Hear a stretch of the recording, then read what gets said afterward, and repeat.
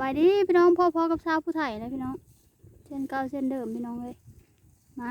หลังจากเกี่ยวเขาเมื่อวานมื้อนี้มาหุ้นเขาไว้พี่น้องเลยเขามันก้อยแหละมาลุยน้ำขี้ต้มกันได้พี่น้องเด้อเบิ่งผู้มัดกับมัดให้ได้ที่มันมัดได้ก็มัดพี่น้องให้เลยที่มัดบ่ได้ก็ได้หุ้นเป็นกำเอาเลยพี่น้องกันนี่เบิ่งสภาพพี่น้องเลย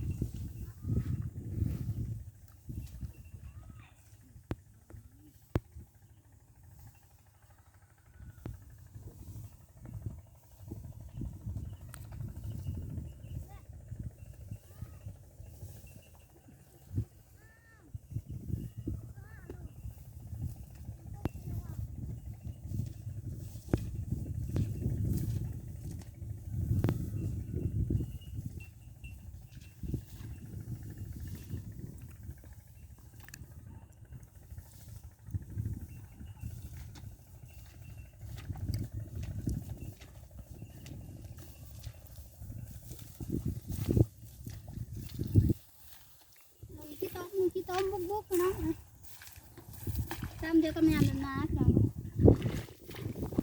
เกี่ยวข้าวซ้ำกับดำนา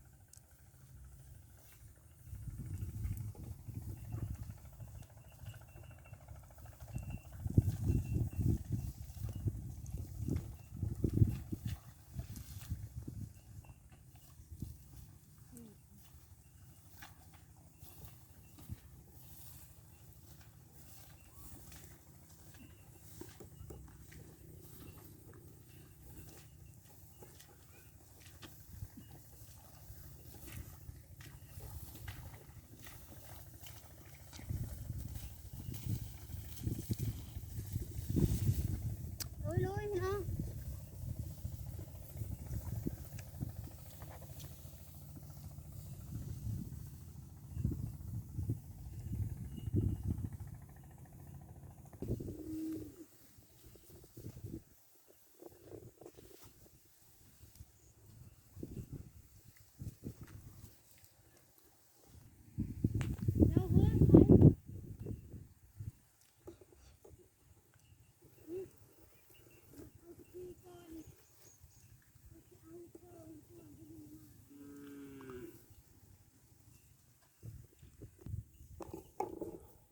ไม่เลยขี้ต้มเลยหรอ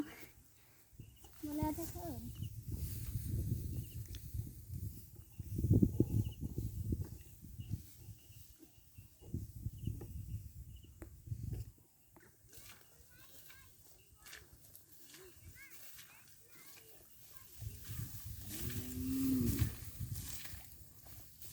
สำเร็จแล้วไปร้องให้นะเคยสิแล้วให้นี่แหละจะสิไปต่อให้ลุงอีกน้องเลยแล้วให้นี่เลยสิไปให้ลุงคุณต่ออีกสิแล้วพี่น้องเลยไปเลยต่ออีกพี่น้อง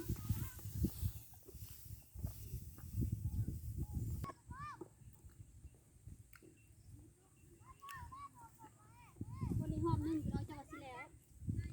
ลุยที่ต้มต่อ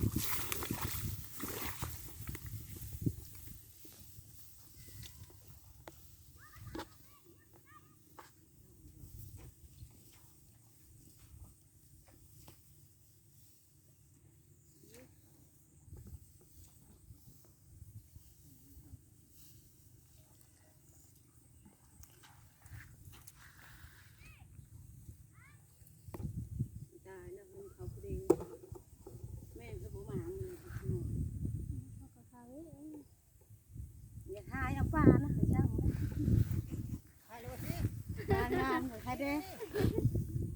คิดก่อนทำโอ้ยกีฬาใส่นายนั่นเหรอ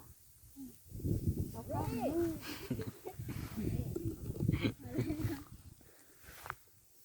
มาได้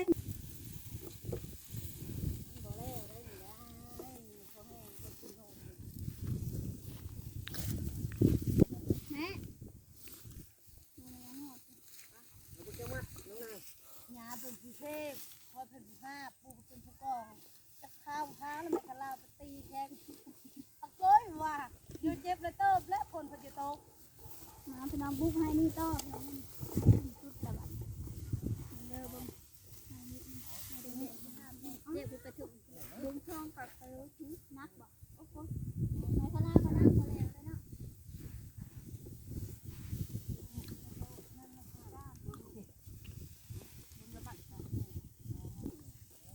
ห้องแม่ลี้เอานั่นนี่เถอะ เบิ่งสางมันหักเนี่ย โย่นั่นว่าชมข้างนี่ด้วยเหรอ สางเนาะ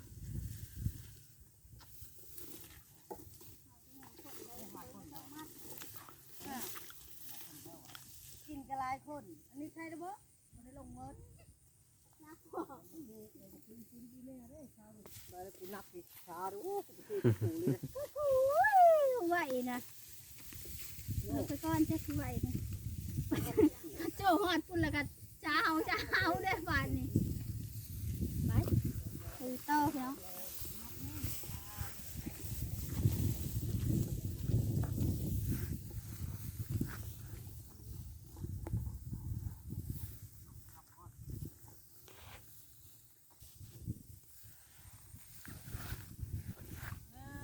กูนั่นกูพลาดเลย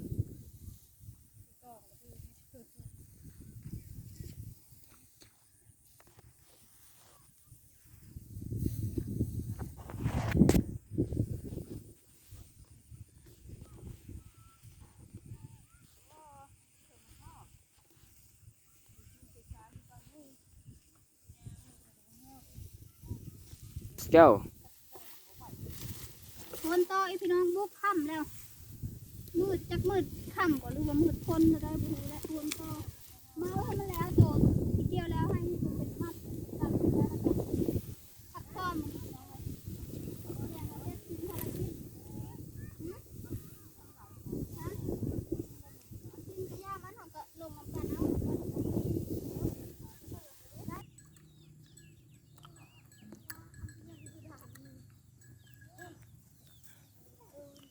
ถ่ายสุดเลยพี่น้องสำหรับมือนี่เป็นค่ำคนเต็งเงินเป็นค่ำเลยโอ้ยหอดเลยคลิปนี้ก็บ่มีหยังลาเลยพี่น้องเลยเดี๋ยวจบคลิปสันนี้เลยพี่น้องที่พากันเกมมือแล้วมือนี้กันค่ำแห้งเลยที่พากันมือนึงเขานึ่งน้ำด้วยค่ำลาเลยพี่น้องเลย